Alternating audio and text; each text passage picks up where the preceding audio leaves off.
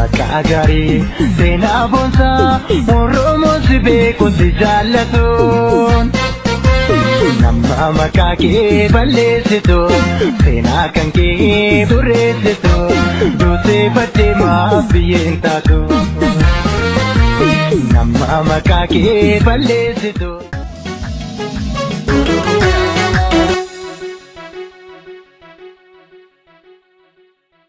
Waraanni obboleewwan lamaan hangafaa fi quxisuu gidduutti ji'oota 10 oliif adeemsifamaa ture ammas akkuma itti fufetti jira. Isa kana ofirraa qolachuuf Itoophiyaan uummata miliyoona 100 olii Eritiriyaa, Somaaliyaa fi Diroonii Turkii fayyadamtee uummata Tigraay miliyoona 7 hin guunne injifachuu dadhabdee jabbii waaqaa lakkaayaa jirti. Raayyaan lolee humna addaatti dabalamee poolisiin itti seenee dargaggeessa funaanamee hunduu dadhabnaan amma hawaasa nagaan jireenya isaa gaggeeffatu walitti qabanii hiraarsaa jiru. Haawwata kana akkanatti walitti qabanii piipiif gochaa karaa irra oofuun kun cubbuudha. Cubbuun piipii osoo galaana Atlaantik keessattis cuubanii irraa hin badu.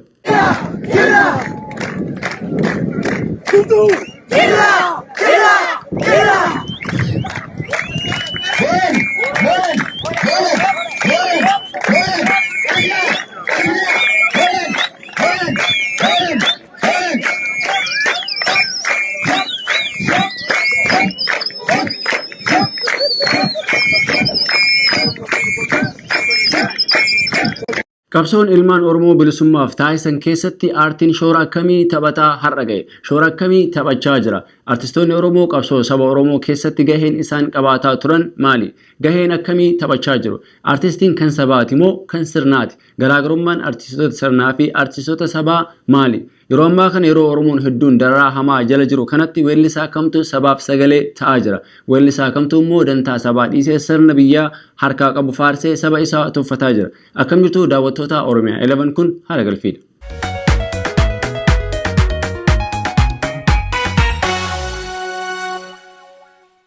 Uummanni Oromoo erga sirna gita mootiiwwan kaabaan duraan isaa kufee sirni ittiin bulmaata isaa cabee eenyummaa fi aadaan isaa sarbame kaasee gaaf tokko rafee bulee hin beeku. Sirna kana ofirraa qolachuuf karaa hedduun qabsaa ture. Isaan keessaa tokko karaa qabsoo hidhannooti. Qabsoo hidhannoo karaa kaabaa, kibbaa, bahaa, dhihaa fi giddugaleessan karaa qindaa'ee fi hin qindaa'iniin diina ofirraa ittisaa eenyummaa isaa dagaagsaa ture.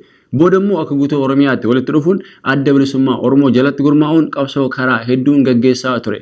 Aartiin Oromoos qindaa'ina qabaachuun karaa garee hawwisootiin hawaasa kakaasuu weellisaan kaasetti maxxansee hawaasa waliin gahuun qabsoo uummataa finiinsaa ture. Sababii isaan sagalee isaaniif ta'aniif qofa weellisaan Oromoo hedduun sirnoota dabranii fi amma jiran keessatti miidhamee, reebamee, kolaafamee fi aarsaa lubbuu taasisuun ajjeefamaa har'a gahan. Aarsaan isaan taasisan kun sabaaf moo sirnaaf? Sirnoonni asiin dura biyya san keessa jiran kan isaan faarseef jannata, kan isaan qeeqeef immoo azaaba turte. Ammas sanuma artistiin Oromoo sirnicha san faarsanii jireenya dhuunfaa isaanii jireenya gaarii jiraachuu danda'u ture. Haa ta'u malee jireenya dhuunfaa isaanii osoo hin taane jireenya sabaa jiraachuuf dirqaman. Sabni kan isaan dhale, kan isaan guddise, kan isaan jiraachise waan ta'eef isaanitti dugda galanii sirnoota mootummaa faarsuu keessi isaanii hin ayyamne. Weellistoonni Oromoo hedduun kanneen akka Eebbisaa Addunyaa, Usmaayyoo Muusaa, Daadhii Galaan, Hacaaluu Hundeessaa fi kanneen biroo hedduun waan sabaaf sagalee ta'anii qofaaf umrii isaanii ijoollummaan du'a keessummeessuudhaaf dirqaman.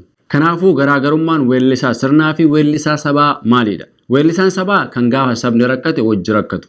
Kan gaafa sabni miidhame wajjiin miidhamu. Kan gaafa mootummaa dhufaa darbaa osoo hin taane kan hawaasa hunda yeroo wajji jiraatuuf sagalee ta'udha. Weellisaan sirnaa immoo kan sabaa dhimma isaa miti. Hamma feete du'aa jiraatus abbaan fedhe mana hidhaatti dararamus bu'aa yeroo kan dhumuu danda'uuf jecha mootummaa guyyaan inni kufu hin beekamne faarsa. Isaan kun har'a eenyu faadha? Sababiin isaan mootummaa deeggaraa jiraniif maali? Moo tarii mootummaan karaa sirrii irra osoo jiru hawaasni hubachuu dadhabe. Baroota dhiyoo mootummaa wayyaanee fi PP ammaa keessatti kan saba isaaniif sagalee ta'an lakkoofsaan hedduudha. Kan ayyaana laallatanis yeroo ammaa kana lakkoofsaan dabalaa jiru. Ji'oota muraasa dura kan mootummaa Abiyyiif sirbaa turan muraasa. Amma immoo lakkoofsaan baay'atanii jiru. Raayyaan akkuma humni isaanii hir'ataa deemuun PPnis jaratti hamlee horuuf sirbaan jara jajjabeessuuf of jajjabeessuuf weellistoota hedduu gaafachaa turan. Hedduun isaanii didanis muraasni isaan dhagahanii jiru. Jalqaba irratti kan harka baasee tole jedhe maashoodha. Raayyaan dhufee misoomaan juuntaa dhabamsiise. Raayyaan dhufee misoomaan hattuu dhabamsiise. Hin qoqorru lafee joomaan qabu dhiise. Hin qoqorru lafee joomaan qabu dhiise. Juntichi garuu hin dhabamne. Maashoon garuu waan fuutu ittiin fuutee jirti. Maashoo kan dogongorsiise Abiy Ahmed. Isatu juntaa dhabamsiifne jechaa ture. Malee maashoon tasuma lafaa kaatee raayyaan juntaa dhabamsiise hin jenne. Akkasitti immoo hin dhaabbanne. Abiddi maashoon qabsiifte iddoo hedduu wal gahe. Itti aansee Leencoo Abdushakuuris raayyaa ittisa biyyaaf sirba baase.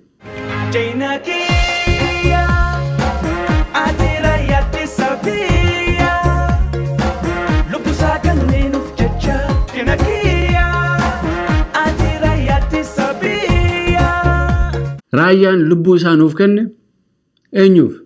Lubbuu nuuf kenne moo lubbuu uummata keenyaa balleessaa ture? Seenaa raayyaa ittisa biyyaa, seenaa agaazii kan kalee dhiisii kan har'a kibbaa fi lixaatti hawaasa daraa jiru ni gaha. Walumaa galatti Leencoon weellisaa akkam?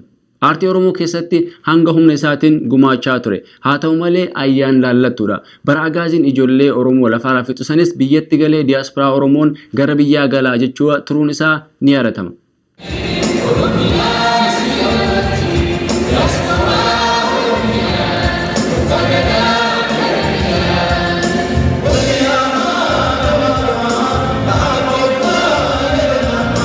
Inni kun bara 2015 bara Muktaar Kadir pirezidaantii turedha. Isuma kanaan wal qabatee Leencoo fi kanneen biroof sirbi tokko sirbamee fi ture.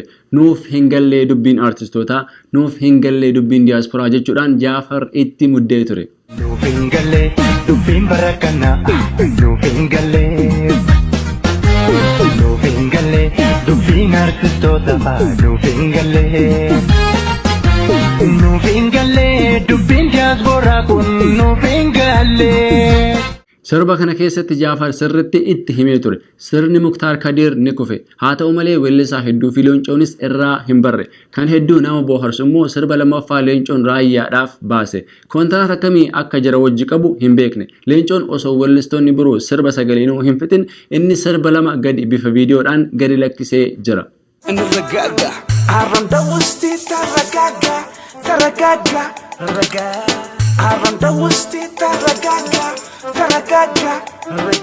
Ati mataan keetuu taragaaga. Yantee bichaa aysaran. Itoophiyaan biyya aadaa bareedaa iskistaa qabduudha. Ati raapparii fakkeessitee maqaa miyyee hin balleessin. Dhumarratti immoo Leencoon milishaa magaalaa Dirree Dhawaa ganda laga Harree bakka bu'uudhaan dhaamsa dabarfatee ture. Jiin raayyaan ittisa biyyaa jagna መከላከያ ሰራዊታችን ኢትዮጵያ መቼም አትፈርስም.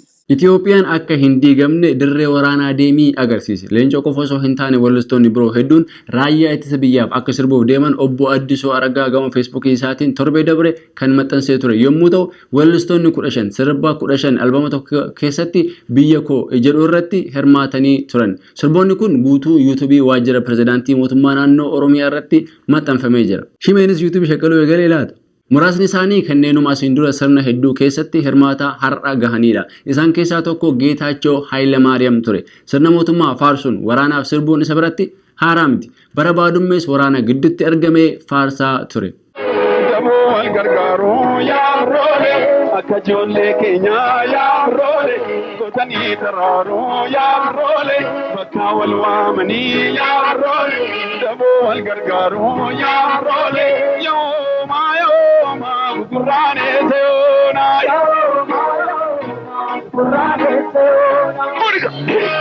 Gaafsan sirna mallastu ture. Innis ni kufe. Har'as deebi'ee PP'dhaaf sirba baasee jira.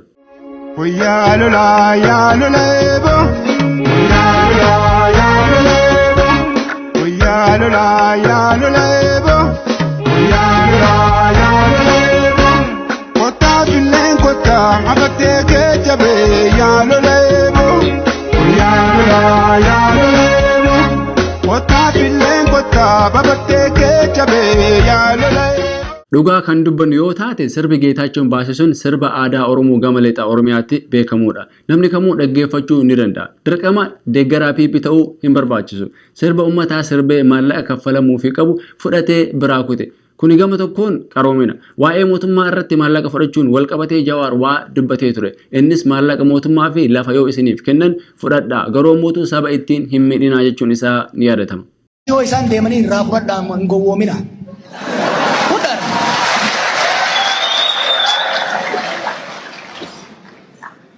Gibira isinirraa guurame birriin isaan deemanii gibira isinirraa guurame Kamaqaa keessaniin faranjirraa ergifame. Kamaqaa keessaniin arabarraa sadaqaan dhufe. Waan takka waan ofii hojjette qabdu hin kijibdi. Yoo ganzabaan isinitti deeman fudhaa irraa. Sirriitti. Yoo lafa isinii kennanillee fudhaa irraa. Fudhaa irraa hin diina. Lafa eessa abbaa isiitii bitte tolaa fi gammachuurraa irraa fudhatte. Kanuma abbaa keetii fudhu irraa. Garuu ganzabaa jette maallaqaa jette Oromoo irra dhara hojjannaan Oromiyaa irra dhara hojjannaan nuumaa sin goonu.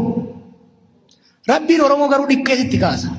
Isa qofa miti. Obbo Baqqalaa Garbaas isa kana irratti ilaalcha wal fakkaataa akka qabu walgahii galma Barkumeet Saame irratti dubbatanii turan. Maallaqaan illee kan isin bituu barbaadan jiraachuu ni danda'u. Maallaqicha fudhadhaa kiisii kadhadhaati garuu sagalee keessan immoo uummata keessaniif kennaa.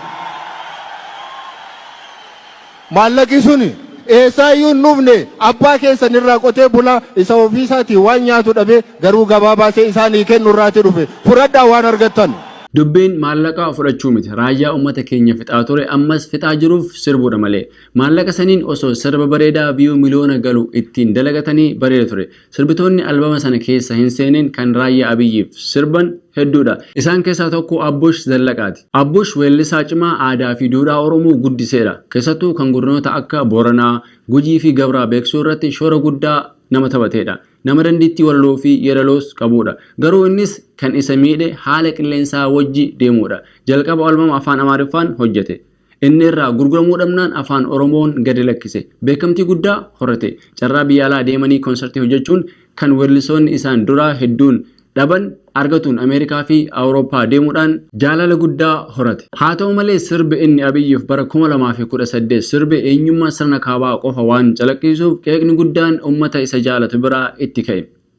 Eelanaat hagar yeለን ደስ ሲልሽ ደስ ይለናል ደስ ሲልሽ ደስ ይለናል ደስ ሲልሽ Innis komii hawaasaa dhaga'uu dhiisee Oromoo keessaa bahuun kaasette biroo afaan Amaaraan maxxansiise. Sirna ammaa jiru kanaafis hedduu akka dhimmamu biyya Itoophiyaa akka jaalatu kufaatii isii argu akka hin feene bifa boohichaan ibsatee ture. ኢትዮጵያ በክብር እንድትኖር ተከባብረን እንድንኖር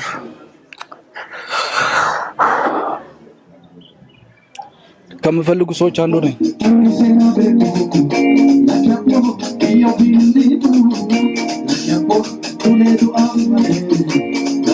Abushiyee ilma dhiiraa taatee boohuu osoo hin taane waraanatti dabalamtee tokkummaa biyyaa eegsisuu ni dandeetta. Abush sirba haaraa amma mootummaaf sirbe weellistoota Oromoo wajji osoo hin taane albama warra Habashaa keessa makee gadi lakkise. Garuu afaan Oromootiin sirbe. Biyya koo Itoophiyaaf hindula hindula deebi'uu duubatti harmi koo Itoophiyaaf hindula hindula deebi'uu duubatti osoo lubbuun jiru osoo hojii koo argu hindiigamtu hindiigamtu hindiigamtu. Jayna raayyaan ittisa biyyaa machee matfarsim. Biyya koo Itoophiyaaf nan duula. Afaaniin jechuu osoo hin taane qaamaan dhaqxee raayyaatti dabalamuu ni dandeessa. Yookiin immoo akkuma Geetaachoo Hayilamaariyamis taatu dhaqxee viidiyoo waraabbattee deebi'uu dandeetta. Dhaqii viidiyoo waraabbadhu suuraa jara wajji ka'ii deebi'i siif cabuu danda'a. Weellisaan dhugumaan sabaaf quuqamuu kan dantaa sabaa hin laanne kunoo akka Abrahaam Gabramadiin kana bosona seenee qaamaan hirmaata. Weellisaan kun beekamaa saba Tigreeti. Sirba kan ittiin eegale sirba Alii Birraa ta'uun isaa dubbachuun ni yaadatama. Oromia درف جميرة نندما تبل درفي علي براح تعمل فوتو نندما دي فتن تاكا غارا فتن باها لغا فتن جيها دبي نرغدا إجاكي بريدا سيوجن دبرس. Gama albamii raayyaatti yoo kan deemnu taate weellistoonni irratti hirmaatan Caalaa Bultumee, Sayyoo Dandanaa, Dassaalany Beekamaa, Geetaachoo Hayilamaariyaam, Hizqiyaas Mazambir, Jireenya Shifarraa, Boharaa Birhaanuu, Maashoo Abdurrahmaan, Saaliyaa Saamii, Sisaay Tufaa, Sinnishaw Mul'ataa, Taaddasaa Buttaa fi Tafarii Salaalee akkasuma biiftuu Oromiyaati. Isaan hunda sirba isaanii dhaggeeffadheen jira. Walaloo fi yeedaloon isaanii hedduu nama hin hawwatu. muraasni sirba aadaa ummata hatan tokkoon isaanii kan Maashoo Abdurrahmaan raayyaan dhufee juntaa dhoomsisee jedhu caalaa hin bareedu. Maallaqni jiru hunda irraayyuu muramee Maashoodhaaf dabalamuu qaba. Sirboota kana hunda keessa deemnee ilaaluuf sa'aatiin nu daangessuu danda'a. Garuu abbaan barreesse beekamuu baatus sirboonni 15 albama kana keessa jiran kun hundi falaasama jedhamuutiin walitti dabalamanii sirba nagaan boqadhu mallas jedhamu san hin caalan.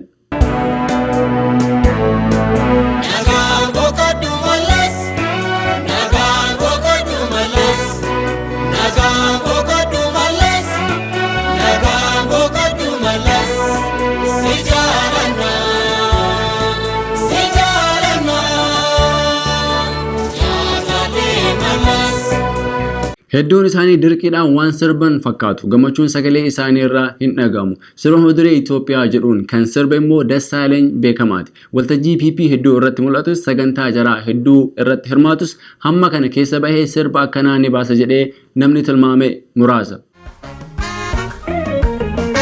Wareega malmaasheetiin ijaaramti bu'uura toltee. Ethiopian yero Kenya tindi kamtu udola fi kamtu of damaso fuma kali datinu iya ko sururu wansin gurguru Itoophiyaa dullatti waggaa 3,000 isaan jedhan kana akka daa'imaatti sossobanii ishururuu jechuun kufaatii irraa waan hambisu hin fakkaatu. Inni biroo immoo Sayyoo Dandanaati. Innis sirba Chaw Juntaa jedhu gaafa raayyaan Maqalee qabate sirbee ture.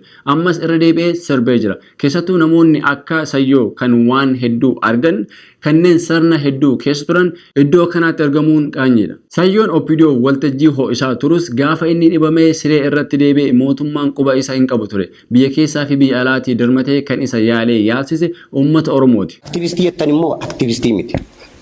Aartii bishqiidha. Saba gara laafessa kana waggaa muraasa keessatti dagatanii deebi'anii arrabsuun nama gaddisiisa. Inni haaraa miti wantuma keessa ture kan namoota hedduu raaje immoo wallistoota lafaa dhufaa jiran kan yeroo muraasa keessatti jaalala uummata biraa horatan kanneen akka Sinnishaw Mul'ataa, Izqiyaas Mazammirii fi Jireenyaa Shifarraa fa'aadha. Sinnishaw Mul'ataa wallisaa sirba tokko qofa hojjetee jaalala guddaa hawaasa biraa horate. Ittiinis badhaafame. Sirba Hacaaluu Hundeessaa Jirra Jirra jedhus isatu barreesse. Amma immoo akkas jedhee sirbaa jira. Siduuf du'aa wal saamu ilmaan kee raayyaa waliin.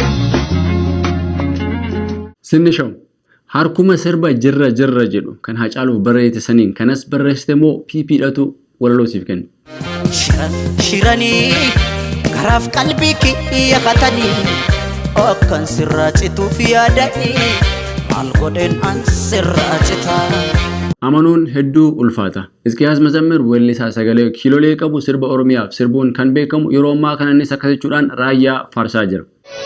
Ammayyaa amma beeka oomuu dabeessa beeka daddaayitoo otoo jirtu kokkolfaa qeeqeessa maafiin dabeessa eegaa. Anjalleessa jaallu yaa goota koo. Oroolee yaa goota koo. Obboleessa booyyee yaa goota koo. Walumaa galatti sirboonni muraasni kana fakkaatu. Kan hafanis hedduudha. Kan Saaliyaa Saameefaatis jiru. Hunduu sagalee boochaa fakkaata. Caalaa Bultumees keessa jira.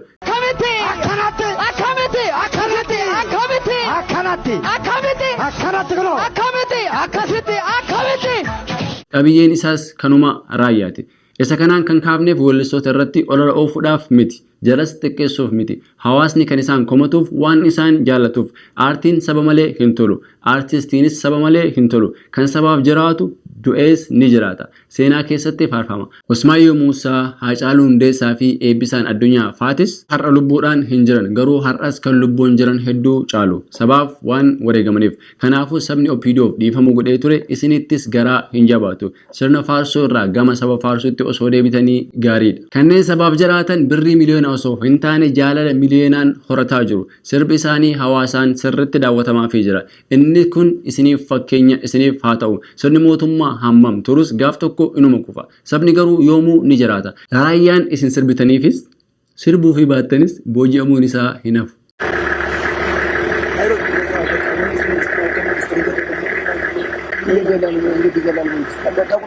ይቆረጣለሁ እያሉ ልጆች ይዘው የነበሩት ሁለት ምንም አይችሉት ትንሽ ነበሩና ነባካችሁ መንግስት ነው እዛ ተኙና ያስገብቻቸዋለሁ ብለው ወጥተው ወሰዱ። Garuu osoo sagantaa kana keessaa hin bahin sirba Abdul kana isin affeerra ittiin bohaara. Halkan guyyaa olii gadi fiide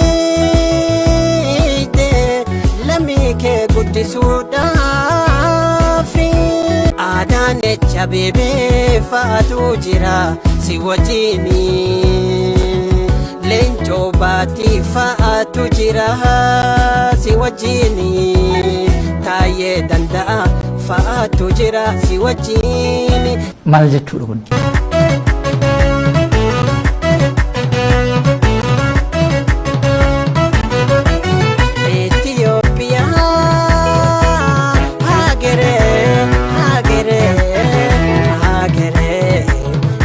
ምንድነው እሱ? ዓላማ አለው ማለት ነው። Weellisaan kun garuu aartii dirqiidhaan gudeedee jira. Mootummaan biyya bulchaa jiru rakkatee jira. Kan beekumsa qaban isa gananii jiru. Kan akkanaafaa waltajjii irratti baasanii ofitti kofalsiisaa jiru. Bara baroota caalu. Bara baroota caalu. Uumamni wal kabajaa sagalee isaa fudhatee uumama wal kabajaa yeroo biiftuun dammaqxu irriba isheetii kaatee yandoo ijarraa haqxee duumessa jalaa baate birraan keessummaa ta'ee yeroo birraan keessummaa ta'ee yeroon birraa ta'ee dhufu keessummaan birraa ta'ee yeroo ayyaanaan dhufu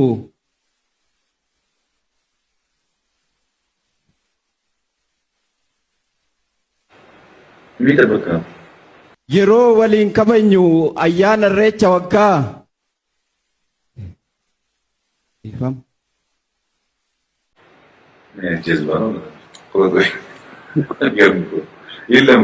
Abboo waaqni lataa qananii uume amaanya faroo uume akkasuma mootuu ximqataa kumarraa uume waltajjii san irraa si haa balleessu jechuudhaaf abaarsa taati. Kan har'aaf qabanne kanuma sagantaa biroon torbee dhufu walitti deebina. Egaan daawwattoota OROMIA11 daawwachaa kan turtan Haragalfii ture. Sagantaa kanarratti yeroo qabaattan karaa toora Feesbuukii, Instagiraamii, Tiwiitarii fi Yuutuubii akkasumas karaa toora iimeelii keenya info@oromia11.org nu biraan ga'uu hin dagatinaa isiniin jenna. Hamma torbanitti nama torbanii nu haa taasisu jecha qopheessuudhaan kan isin wajjin ture ani Abdiidha. Yeroo gaarii qabaadhaa.